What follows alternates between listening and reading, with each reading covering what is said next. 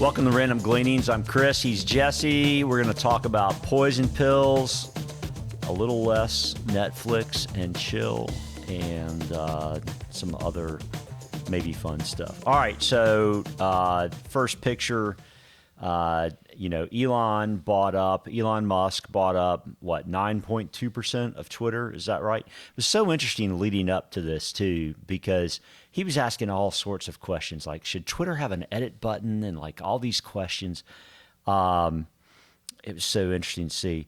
But then the board put forth a poison pill, which would, so a poison pill, tell us about a poison pill. I mean, in short order, it's a way for the board or for shareholders to try and avoid a hostile takeover. I think it comes in different formats, but you've got the explanation for how Twitter's board has elected to try and do this. So if he buys 15% of the stock, it would flood the market with new shares, which basically would dilute him. And, right now, like I say, he owns a little more than 9%. Well, I'm going to tell you, dadgum, since they've been public, they're up a whopping 2.8%. So somebody ought to see if they can do something, because they've gone nowhere since they've gone public. Yeah, that was my first thought is maybe he's figured out how to monetize this thing because they haven't done a good job of it to this point. Obviously all the talk beyond that initial thought of mine was he's a proponent of free speech, right? So what do you think? Do you think he gets it? So I've read some on that.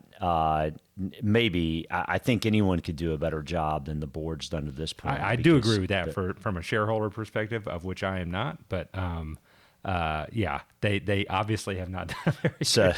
So interestingly, next chart, we checked Google Trends just to see what the search for poison pill was. It's been a while since I looked, Yeah, but I mean, if you look at a search from the last 12 months, it just goes because of Elon and the poison pill. But if you look at the directors of Twitter, so Jack Dorsey, the founder of Twitter, owned 2.4% of the company, and he has since left the board. But that means the rest of the board owns 0.3% of the company.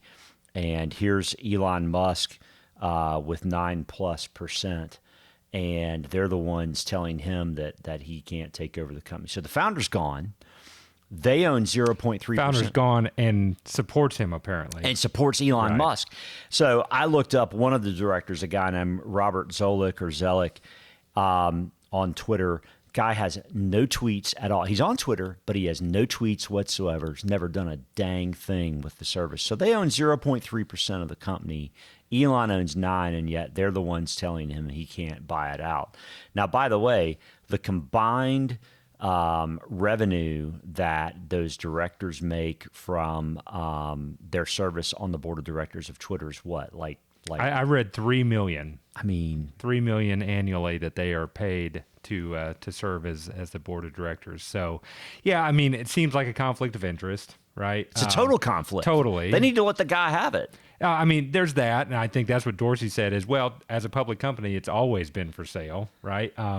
But, I heard an interesting take in that the difficulty of him buying it, he doesn't have $43 billion in cash, right? Now, he's worth $300 billion. So his 9.2% stake, I read, was effectively 1% of his net worth to purchase that. But I think that there'd be some trouble in financing it. I've read some of the takes on that. But either way, Twitter is not a good business presently. And so if he's got a better idea as to how to make it a business, whether or not that's what it should be, or if it should just be a free-for-all of free speech, I don't know. But either way, it's kind of fun to watch. I mean, I'm sitting here thinking about like Tesla, Twitter, Tesla, how... Well, buy it out, let Tesla buy Twitter, and then, I mean, you're talking about a gnat on a fly's behind, but I mean, it would be. That's the thing is that, I mean, if he had to sell shares, I think that the anticipation would be that that would hurt the Tesla shares. Yeah, it's not. So, Well, either way. not really. I mean, not on a fly, but flies behind. Anyway, all right, next topic, Netflix. Fewer people Netflix and chilling, Jesse. First subscriber decline in their history of 20 some years. So I was on Barron's and read a little bit about this. I mean, first off, they are getting the crap kicked out of them today. And just a note on that, you say today, they were down, I think I saw 42-ish% year to date before today. And what's today's number? Yeah. So in the last week, they are down 35%. And really all of that is It's today. It's today. Yeah. It's today. But if you look at them year to date, that's right. They didn't have such a good January after a not so good earnings report.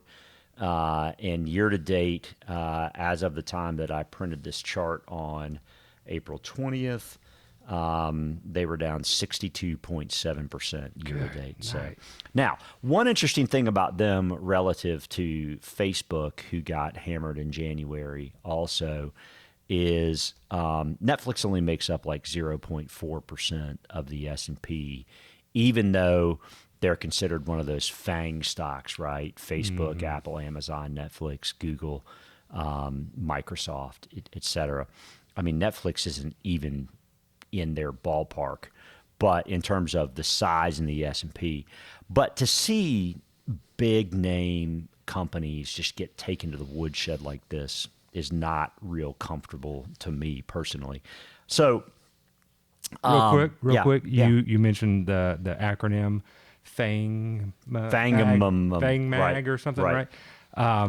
If you take out Facebook and you take out Netflix, you're left with Microsoft, Apple, Amazon, Google, and Amazon. Yes. What does that spell? Gamma. No. No. Microsoft, Apple. I know. I got it. I got it. Google and Amazon. I got it. I chose not to answer your question. So make America great again. Yeah, no, I got it. I got it. I got it. That's not an advocation in any way, shape, or form. All right. So reading about Netflix, though, the interesting thing was they said they lost 200,000 subscribers, and that was well below their guidance of adding 2.5 million folks. And then they said the streaming service would have added 500,000 users had it not lost 700,000 subscribers from Russia. But then they go on to say they expect to lose another 2 million net subscribers in the June quarter, which explains why they're getting so beaten up at this point. I mean, man, just that's not very optimistic for their business. So it's so interesting because to me, you know, these FANG names, what's so interesting is some of them from a business model perspective are just, darn near ironclad. So for example, right now, Microsoft has announced they're going up on their Office 365. Yeah, on their monthly Office 365 subscription, which means every business in America who's subscribing, us included, okay, they're going up roughly, I think it's like 5%. It's not the end of the world, but nobody's dropping that. Like we don't operate without it, right? Right. Because we reshuffle everything and probably pay a bigger premium for all the combination of everything. Right. The only competitors are Google Sheets or Google's workplace stuff, great. which is not great. Right. And then Apple. No one else competes Right. in this space at all. But you think about Netflix with all the first tiers, right? Disney, HBO Max, Amazon Prime Video, Apple TV's service, Apple TV Plus, and then I guess not second tier necessarily, but the other folks. Hulu, Paramount Plus, Peacock, Hulu, right, Peacock, yeah, everything. yeah, right. Like all of them are. Man, it's just such a crowded I was space. telling my wife, she said, well, why is that so, why are they going down so much? And I said, well, the competition has gotten tremendous. And, we used to watch The Office, I think, every once in a while on Netflix. And that's a NBC, property. And why wouldn't you just create your own Netflix and keep the property? Well, which is what Disney did. Same thing. That's exactly right. That's right. Yeah. So, yeah, it's a competition for content now, and I don't think that there's any defined leadership in who's going to own the very best content consistently, because that's kind of fickle. Right. That's right. Okay, next topic. All right, so I mean, as we've been reviewing portfolios year to date, it's been fantastic because on the equity side, some of the stuff that we've talked about has really helped things stay buoyant relative to the S&P, which is fantastic. But the area that's been so tough has been the fixed income markets. And it's not to say the year's over, right? I mean, if you get a drop of inflation, if you get a slowdown in growth, I mean, all those things could cause some fear and ultimately even interest rates to come back down a little bit. Not saying they will, but it's certainly possible. But I mean, on this chart, you can see 7 to 10 year treasuries down, goodness gracious, down 10%. You can see 20 plus year treasuries down 20% year to date. I mean, these are stock loss kinds of numbers. And I mean, my take on that would be, that doesn't hang around forever, but, it's tough to say at the beginning of the second quarter of 2022. What are your thoughts? I do think that it turns. I'm not sure that we're all the way there yet, but I saw a tweet, and I forgot to put it in our file here, but that we are in the longest bear market for bonds in history. Okay, starting in August of 2020. So right, it's just been tough. So you see 2021. No, 20. 20. Okay, yeah, interesting. Yeah. 617 days now. Wow. And I'm sorry, correction, which is greater than the 3% decline for bonds. Interesting. And so either way, I do think that turns, and I think that bonds will become attractive at some point, and we'll have the opportunity with, having shortened our duration to maybe, find the opportunity to put some dollars to work.